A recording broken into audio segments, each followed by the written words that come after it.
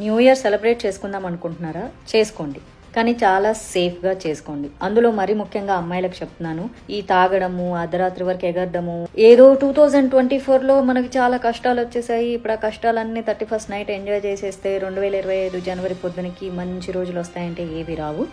కేవలం క్యాలెండర్ మారుతుంది, డేట్ మాత్రమే మారుతుంది. మనం ఏదో చాలా సాధించేసినట్లు, జీవితంలో వెరగబొట్టు చేసినట్లు పార్టీలు చేసుకొని ఎంజాయ్ చేస్తే చేసుకున్నారు, కానీ సేఫ్ జోన్లో చేసుకోండి, ఓకేనా? అంత తాగి ఎక్కువైపోయి గాంజా, డ్రగ్స్ అవన్నీ తీసేసుకున్న తర్వాత మిమ్మల్ని ఎవరో ఒకళ్ళు ఎత్తుకుపోయి ఏదో ఒకటి జరిగి తోకిసలాట్లు, తోపులాటలు, రేపులు ఇంకేదో జరిగినాయి అనుకో, పోలీసుల మీద దయచేసి నేరాలని మోపొద్దు. 31st నైట్ మీ శరీరాలకి మీరే సంరక్షణ.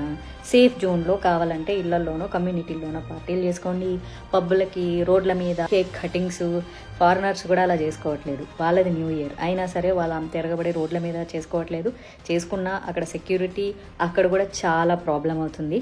కాబట్టి నేను అబ్బాయిల గురించి నేనేం చెప్పట్లే. అబ్బాయిలు తక్కువ తాగండి, మీకు కూడా క్యాలెండరే మారుతుంది తప్ప మీ జీతం ఏం పెరగదు, మీ బాస్ మీకేం ప్రమోషన్ ఇవ్వడు, మీకు చదువుల్లో ఫస్ట్ క్లాస్లో స్టూడెంట్స్ ఉంటే ఏమీ రావు, ఏది రాదు. లిమిటెడ్గా ఉండండి. న్యూ ఇయర్ అంటే అంతగా సెలబ్రేట్ చేసుకోవాలంటే కొత్త ఆలోచనలతో, కొత్త రెజల్యూషన్స్తో రేపటి నుంచి ఏం సాధించాలని చేసుకోండి. చిన్న సరదాలు చేసుకోండి. ఓ తాగేసి, ఓ డ్రగ్స్ తీసుకొని, ఓ గాంజా తీసుకొని దయచేసి అతి చేసి మీ జీవితాలని కోల్పోయి పక్కనోళ్ళ జీవితాలని నాశనం చేసి మీ తల్లిదండ్రులకు కడుపు కోతలు మిగిల్చొద్దు.